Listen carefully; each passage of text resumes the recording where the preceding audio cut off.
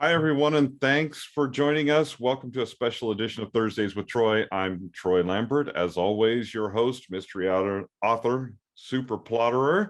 And I have with me a whole group of really cool people that you probably know. We have Travis, who works a lot in our education department as well. We have Stacey Anderson. Some of you recognize her from the training videos. If you don't, you need to go back and watch those. Anyway, and this guy down in the corner is Cameron. Cameron, introduce yourself and tell people who you are and why you're here. Well, hi. Thanks for having me, Troy. It's great to be here. I'm Cameron Sutter. I'm the guy that came up with the idea for Plottr, and I'm the one who, makes your day frustrating when it doesn't do what you want it to do. So you're welcome for that. Well, thanks, Cameron, for sharing that with us.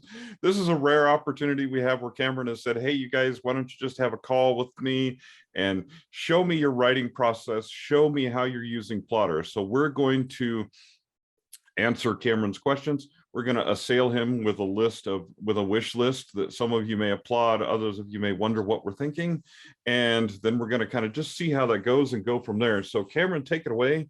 What's your first thing you want us to talk about? Something valuable would be for each of you to say what you write. Yes, and many of you probably know by now that I write thrillers and mysteries and stuff like that. Although I do have some romantic comedy action type stuff under a pen name. So that stuff's kind of fun. But for the most part, I write mystery, thriller, suspense type stuff, things about serial killers and all that kind of stuff. And Stacey?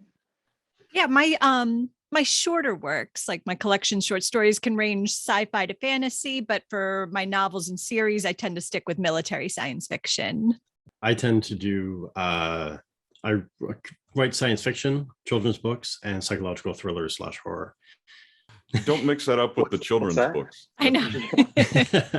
Yeah, I was trying to think of something funny to say there, and you beat me to it, Troy. Although I am creating a brand new monster for my community each year for Halloween, I write a horror story or Halloween story for the community involving local locations and the children, and I'm creating a brand new monster that's going to live in our community for this year. Nice. That's awesome. What's the monster this year? This year it is I'm not quite sure if it's the description of it, but it is a creature that lives in a sewage outflow pipe in the bay just down the street from me. It's a place where there's a popular beach, and this creature comes out and terrorizes the community. That's awesome. So first, I want to see like a high-level view of your approach to plotting. So kind of the end result. What when you have a project done, what does it look like, and how do you think about your project as a whole? Okay, go ahead, Steve. I'll kind of give you a high-level overview of just how I start. I usually start in the notes section.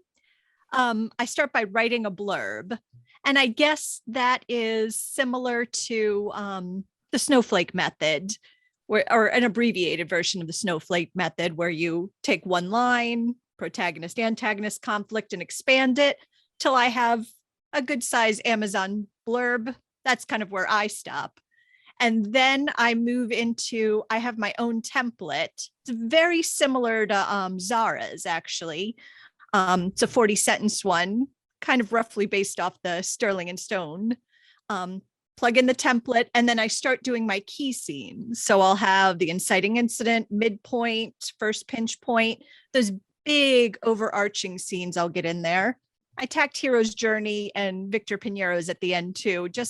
I'd like to have a couple different reference points to look at. I'll probably delete those as I get closer to the end. And then as I'm writing, I always have a plot line for editing. Always something comes up. I have to go back and flesh this out or add this later.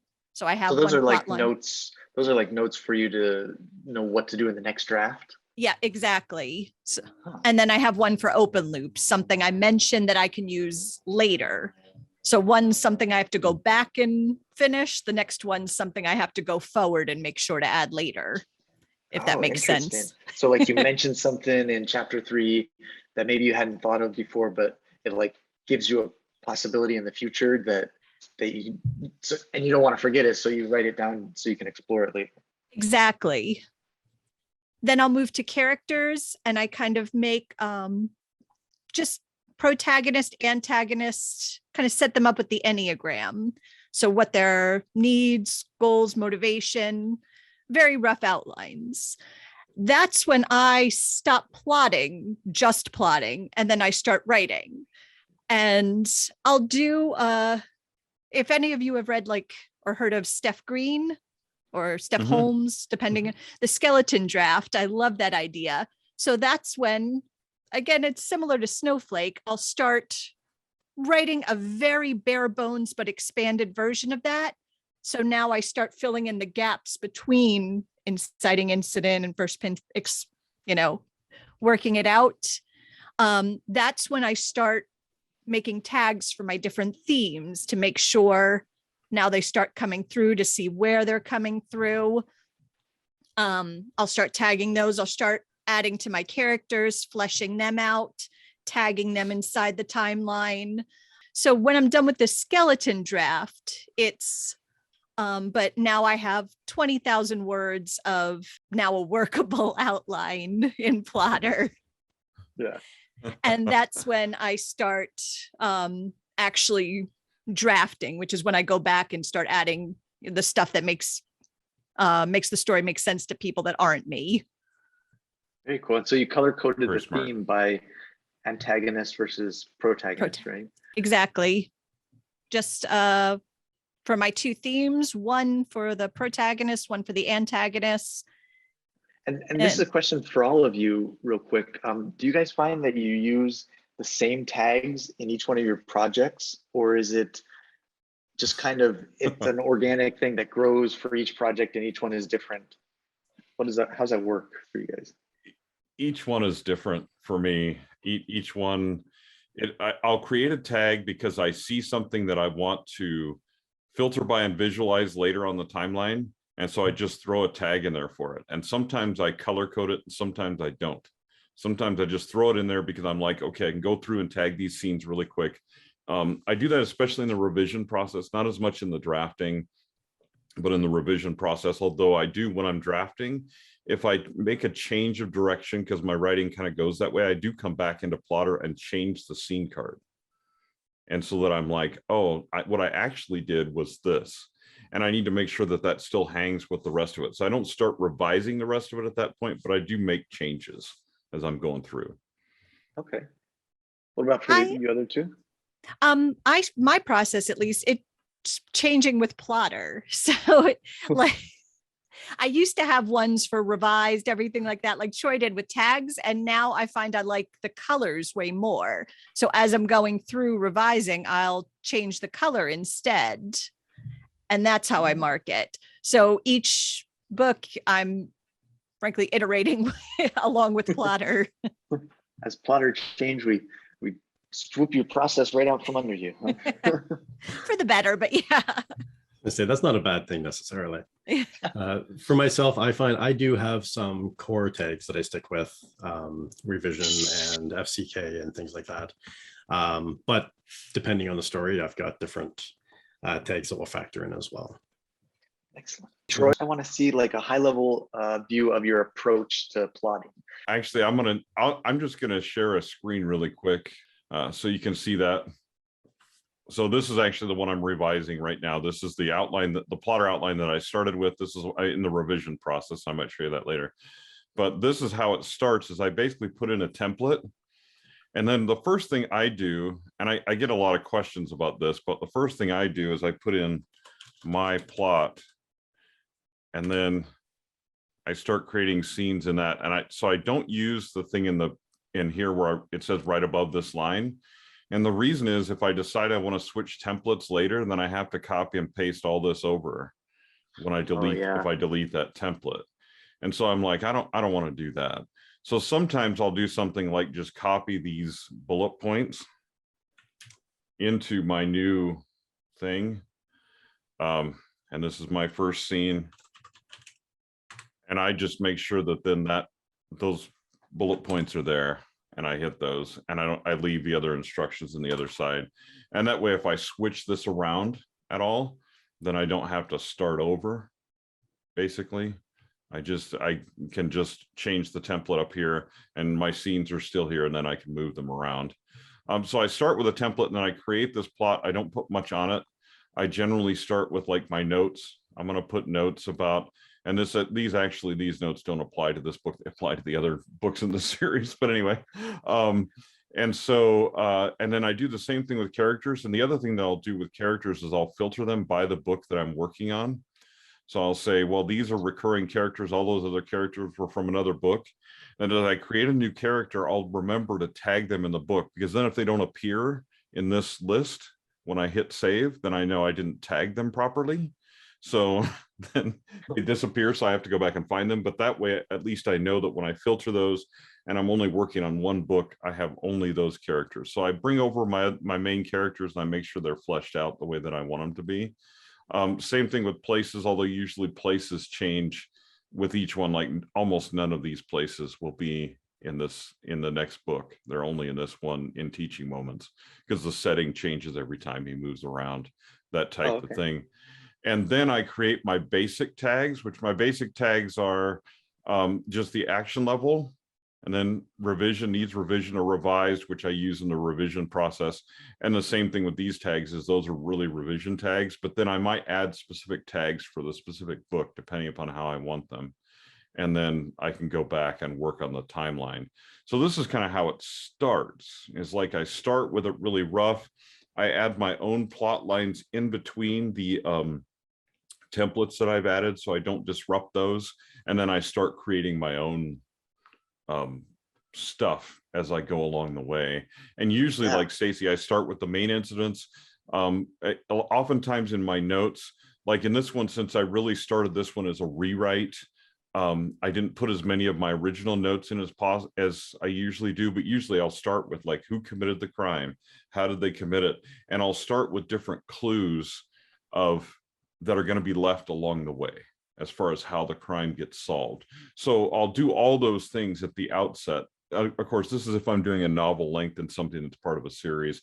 If I'm doing a shorter story, a lot of times I'll just use a story circle, and I'll use as many story circles as I need to get through it, or I use one of the pulp templates.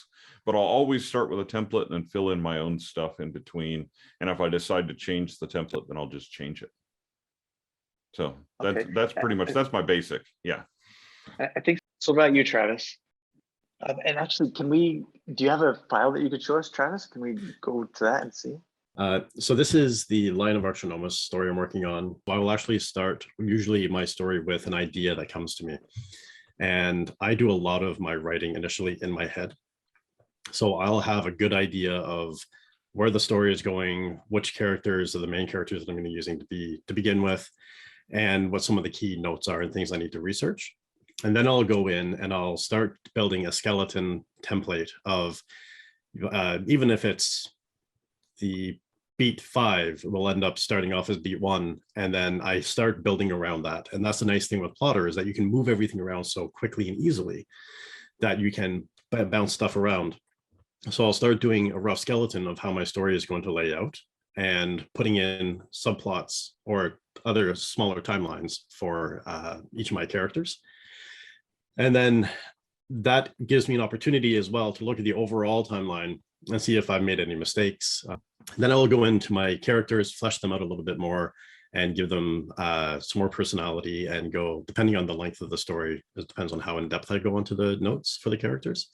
And I build in places, locations, and notes of things that I need to research. I'll break my notes out into research, general topics, overall concepts, future ideas, if it's part of a saga or part of a greater series. And then I connect everything in through the tag system. And I use a lot of different tags, including the journalistic tag, #FCK, which I get a lot of comments on from people when they see it, but it actually stands for fact check. So if I'm writing the story and I'm going through, I don't want to interrupt my flow, I'll FCK it and then continue on. So that way, on a day that I'm feeling less creative, I can go back, Control F, FCK, and do the research, and still be getting some writing done as I go through that way. You can see I've got my main plot going across the top for this. And right now there's approximately 23 chapters. And then my main characters and characters going down, coming through. So there's some of them aren't fully factored into what they're being, like some of these characters don't interact in the first few chapters. That's one of the things I do like about this, is you can look and see, for example, Neoma Silver, why is she not involved in the first 9 chapters? Did I forget about her? Did I forget to add something in? Or it's actual fact, just that she doesn't come into the story until chapter 10. She's a very tertiary character, if that, for this. And that's the beautiful thing of this, is you can overlook and say, like, why, for example, like this, why is this character missing for 3 or for 4 beats? And it's actually, this whole character is now obsolete and being taken out. So this allows me to see everything. And each of these chapter beats, or these beats, have the details of what's happening inside. So this is kind of how I do the rough skeleton of the concepts of overall ideas of what I want to do with it. And then the outline obviously has everything beautifully laid out. And how do you use the scene stacks, where you have multiple of the scene cards for each? So the scene stack, so for like this one, I've got, this one actually has a flashback. So this is the aliens arriving and flying through space, coming into Earth. And then there is a flashback that's going into that. So this is part 1 of the scene of the chapter, and then part 2 of the chapter is in the scene stack for that. And the same, so anything that right now, any of the chapters that actually have stacks on them are ones that actually have split views within that chapter. So the way I look at this is, and again, this is only for the main characters or the core characters, their personal plot line are subplots to me. So these are their character arcs. These are things that are going to build my subplot, that are going to carry the other sections of the story along as we go. Yeah, I do that early on because I also have 2 separate timelines that you'll see in the sleuth's journey, which is the victim's timeline and the villain's timeline, because I look at it in a hero's journey way, and that as the hero's life is disrupted, their lives are disrupted too. And I like to at least have notes for myself, even if it's not a part of the story, about how that life is disrupted. Obviously, if the victim gets killed, well, their disruption in their life is they died. So we don't have a lot more about them, except that we learn more about them throughout the story. So I still like to put down that timeline, what we're learning about them and what's happening with them, even if they're already out. Like Troy was saying, I find that part of it is just for quick reference. So if I'm writing in chapter 15 and I'm making a reference back to something that happened in chapter 5, how the character reacted to it, I can really quickly hover over and say, this is what the reaction was, and then tie that in, making sure I've got it kind of in line. And that comes into my notes, where I will have a list of objects and things that are being used within, and also items that I need to keep track of. So the elections, who was elected in what year. But with that, with the story taking over, with the flashbacks and things, I need to make sure that in 3134 or 3124 and 3136, I know who was elected at what time and what their perspectives are of the aliens coming to work with the humans. And because, again, it is dealing with light speed or faster than light speed travel and things like that, I need to know where in the universe my story is taking place. I've designed brand new characters, like a brand new species, the Septrifides. So this has examples of what research that I've pulled items off of for the Septrifides. And then there's the different guidelines, who gets murdered in the story, general notes, future references to book 2. As I'm writing book 1, book 2 is coming to me. And these are just obsolete concepts that I no longer need, or I've already used and I don't need to worry about anymore. And these are just general notes of things I need to take care of, or things that I need to reference, and other creatures. So I've created, for example, a new species of stick creatures. Can I dig into something really quick that you said earlier? I think it was back at the top, one of your notes about where they are in the universe. Yes. So how do you write about that, or how do you organize that? I guess that's the right word.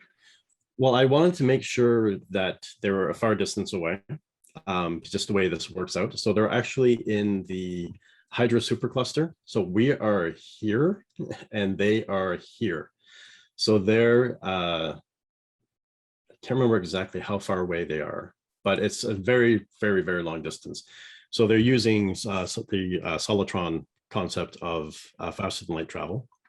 So I went through this and actually figured out the math of how long it would take them to travel, how conceivable would it be. And the concept is that every 500 years, the aliens come and check in on the species that they're watching for 4 or 5 years. So they've been watching humans for about 250,000 years at this point. So you're just kind of writing this out as a paragraph, right? There's no like, I don't know, I imagine trying to think of where things are in the universe, and I don't know, I'm thinking diagrams or yeah, I don't even know how you'd organize that, and that's why I asked. But looks like they're just paragraphs of information, right? Yeah, paragraphs of information notes. So this is, what is the speed of light? How long is the light year? What technology are they going to use?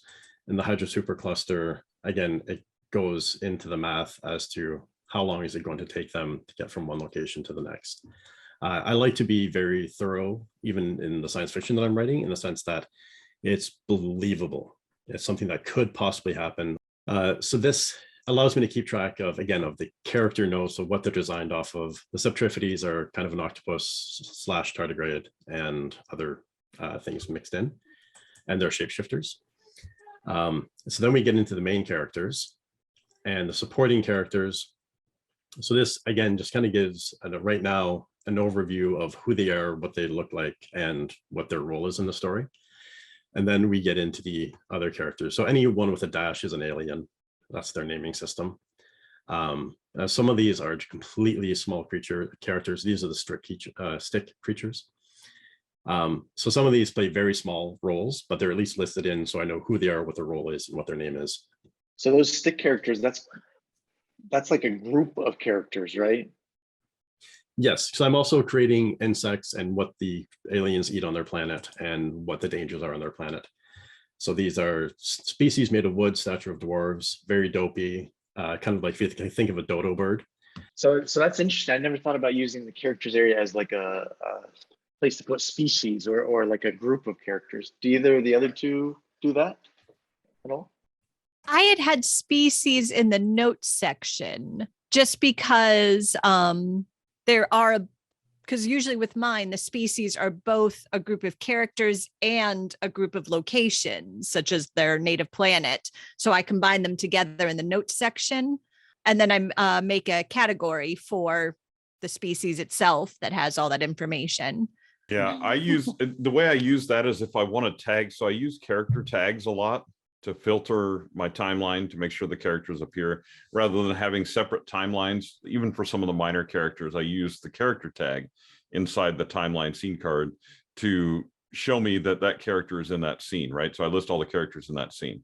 So if I want to filter by a group, I just create a separate character for them for that reason, just so I can filter the timeline by it and make sure. So usually that happens more in the revision process.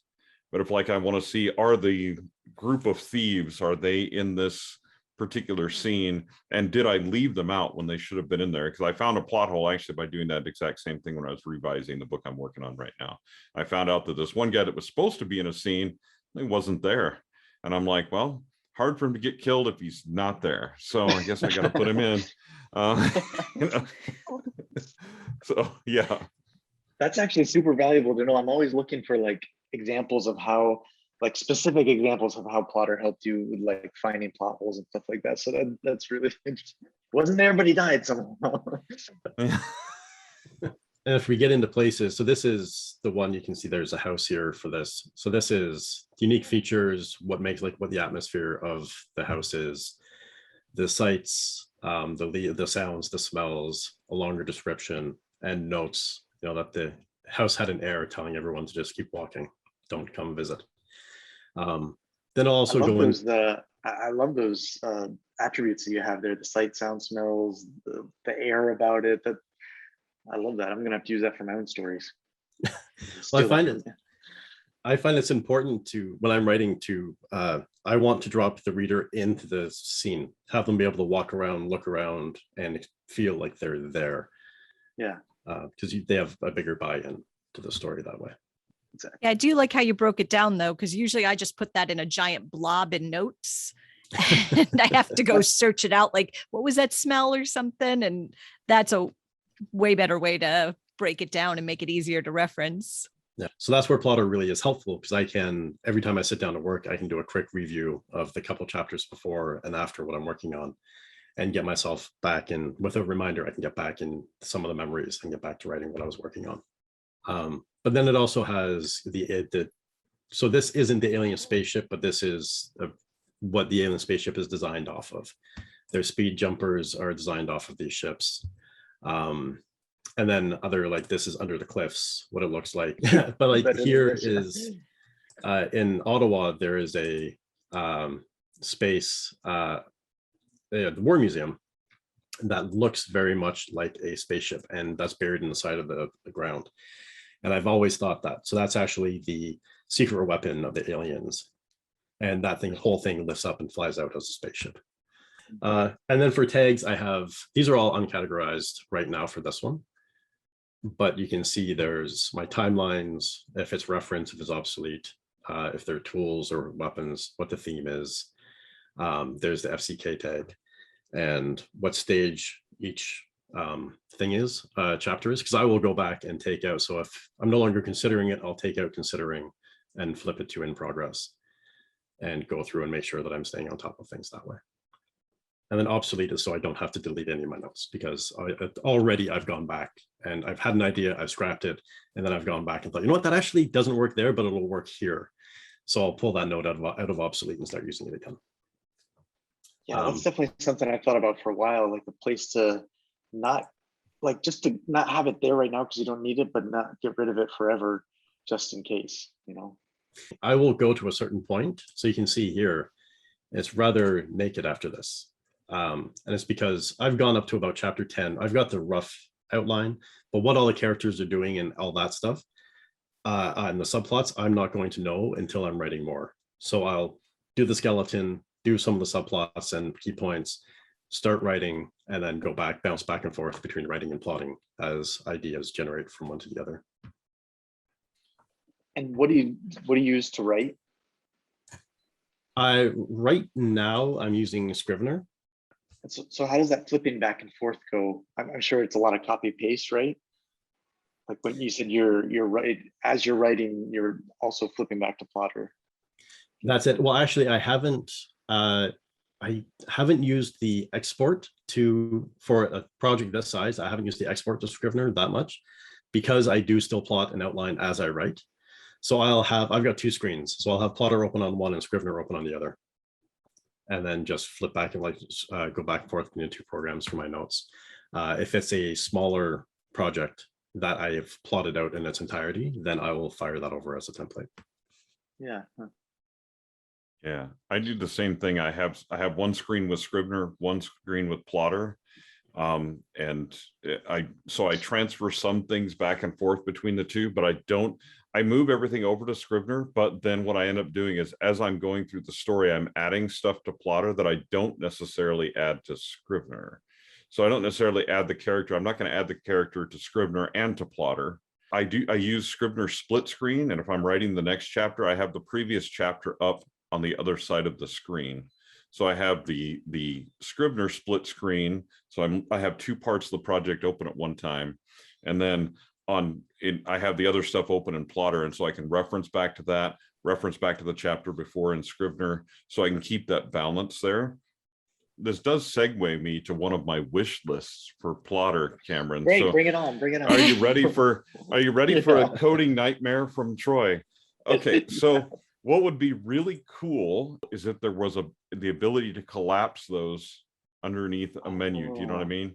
Yeah. So that I could, once I know my main character, I don't need to reference them a lot. So I can collapse my main characters until I'm revising and going through that, and I can just look at my minor characters or something along that line. And then if like Travis's thing where he's not using those things, so they're, obsolete, right? But if he could just collapse those, then he doesn't have to actually look at them.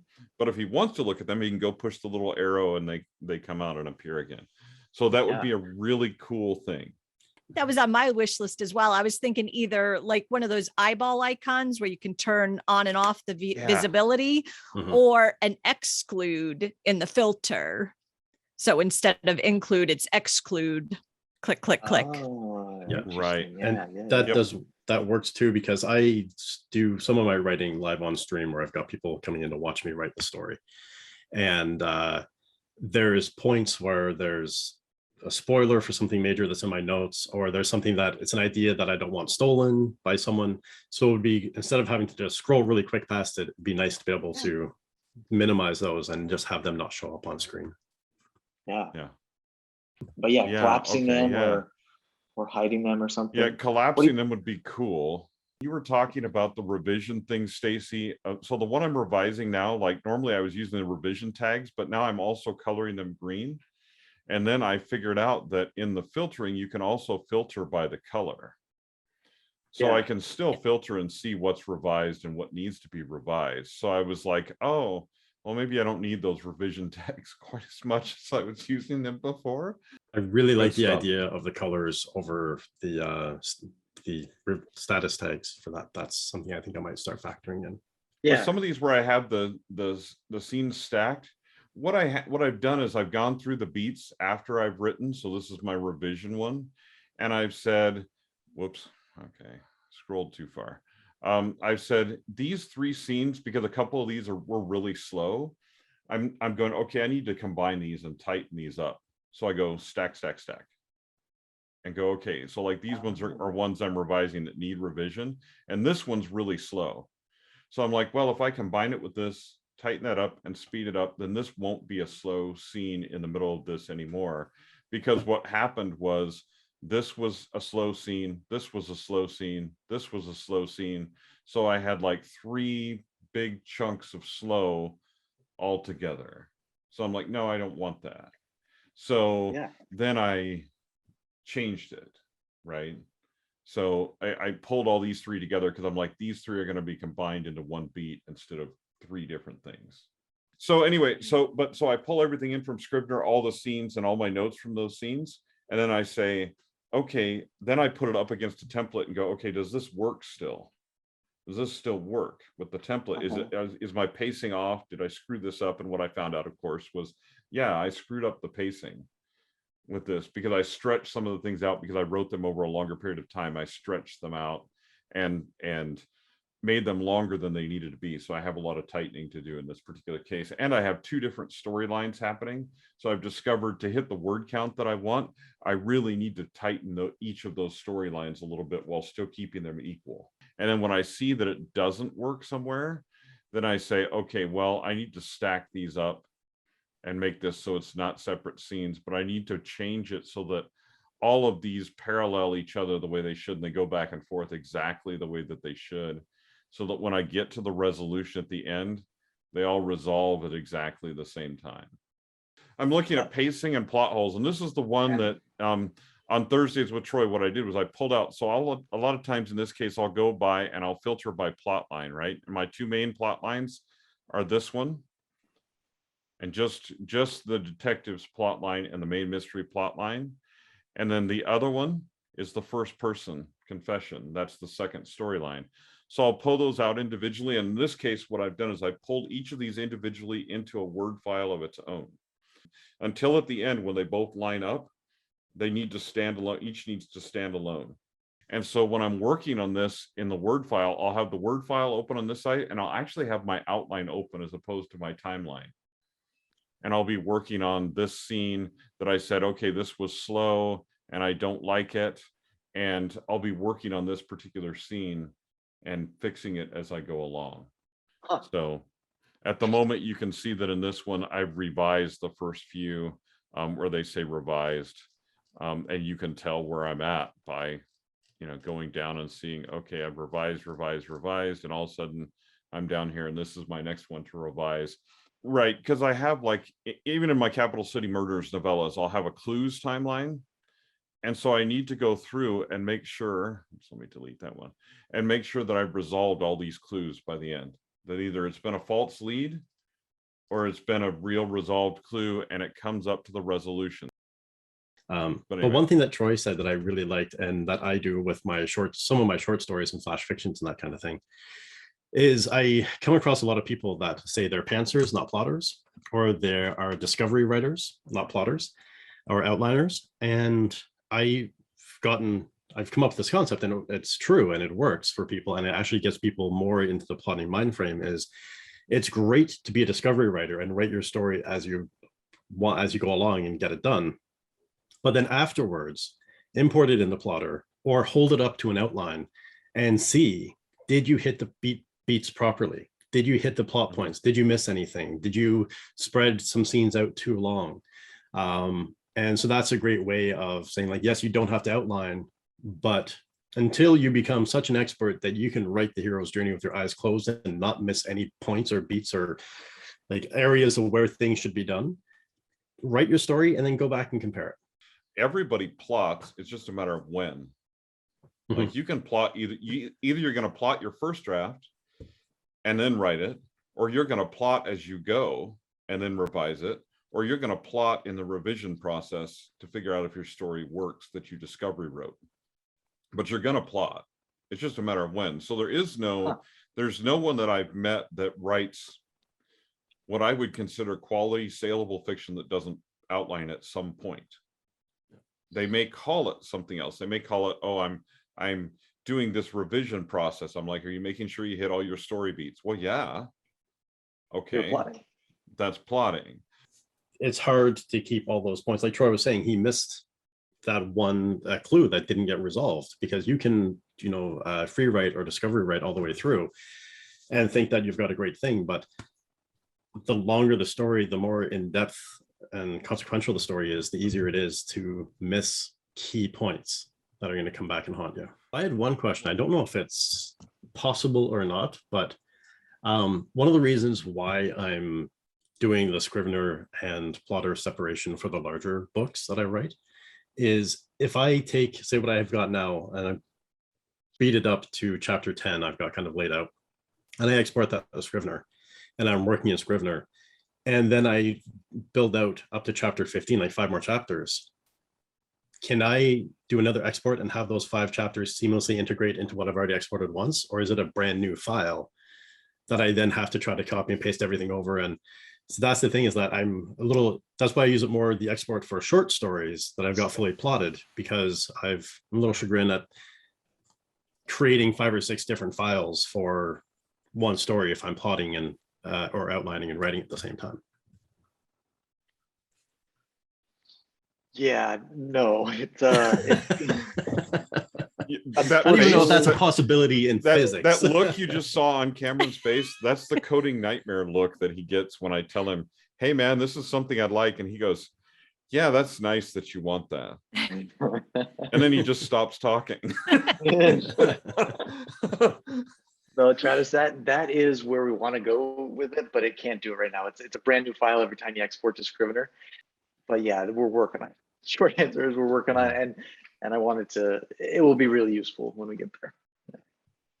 Yes, right now, I mean, what you can do is, if you export to a separate Scrivener file, fortunately, Scrivener, if you put both of them next to each other on a screen, you can drag folders from one Scrivener file to the other. You can just drop and drag. You don't have to copy and paste or anything. So you can take your original file and just drag stuff over, and then I just delete that second file. If I do something like that, it's not the simplest, but it is possible. Very interesting. That's definitely something we could dig into more later. Well, I think that's all I've got. Anything else you guys want to talk about? You can just edit that one part where Cameron had that resting programmer face. That's what I'm going to call it. The resting programmer face, where he's like, you could tell he's just about to say, how do I say no to that? And just put that after each one of those things. Just those will be the segment jumps. Use that the segment jump. It's just Cameron going, no. That's not going to happen. All right. So thanks everyone for joining us for Thursdays with Troy. This has been a great conversation. We hope, as always, that it's been helpful to you, and we'll see you next time on Thursdays with Troy. Thanks, everybody.